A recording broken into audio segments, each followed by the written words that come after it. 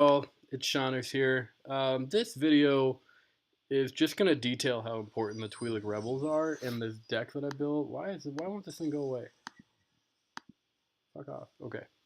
Um, so all right. Basically, my explanation before the video. I've faced a really high level 5 Maul, really high level Maul with an all rebels Gen deck that I built for a tournament, and so it's gonna kind of go over the importance of placement and energy, but also how great the Twi'lek rebels are if you know how to play them. So right now, this Maul's dropped 4 energy, and I'm gonna use my Twi'lek rebels um, in this manner. So I placed them right in the middle, so it gets this assassin to turn, and thus the turret can start shooting on the actual body instead of the babies, because the babies are going to focus on the Twi'lek rebels. So they're basically just a distraction. So you see it turn, and then I placed rebel troopers up here. So I've placed a total of 3 energy, and we're just going to take down this assassin droid. And they dropped 4 energy by placing the First Order stormtroopers, and I dropped 3, and they drop another 3, and then another 2.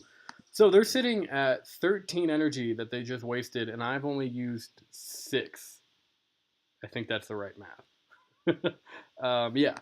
So I can go ahead and overspend right now, drop POW, slow down the Maul, start gunning him down, and I'm meleeing him.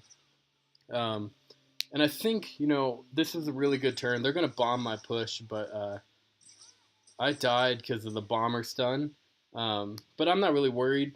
I did a lot. And so, again, they're going to drop this assassin, and I'm just going to drop the Twi'lek rebels right next to it, and it's just going to completely take away whatever it was going to do. So the Twi'lek rebels are really good at stopping the assassin by themselves almost, with a little bit of turret help, plus the bladesmen, and they're also really good at stopping an MTV if you ever see it. I don't really see it very many times, but so they go ahead and drop another 4, so they're at 8 energy, and I stun them all with my bomber, snipe them down, and then I have this giant push that I can just let take this tower.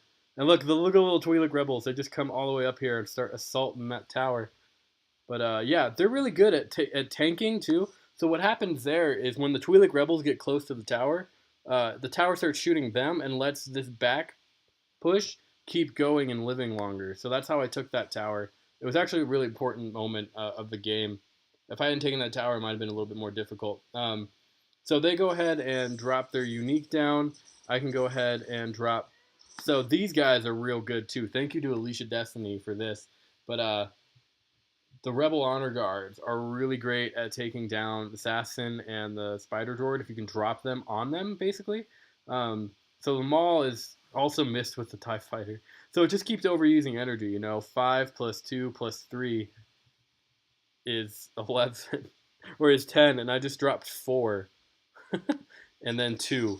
So I'm not using a lot of energy to take care of the Maul right now. And look, now they're chasing him. And so he just dropped another 4. So he's just not in a favorable position at any point in this game. And it all started with the over. Look at that. I want to rewind that because that's just such a funny moment. Look, he goes to take him down and they kill him. So I just go ahead and. So here's what I mean about the Twi'leks. So they start tanking eventually. Right now, they're tanking. My Twi'leks are tanking. Um, so I can go ahead again and drop the Rebel Honor Guards, and they just destroy those B2s. Um, and yeah, so now that I have an open lane, I know the Maul's going to come in. I don't really have to do that much work to kill him right now. I know he's coming back, but I have so much energy down that there's no way he's getting out of this one without some kind of loss.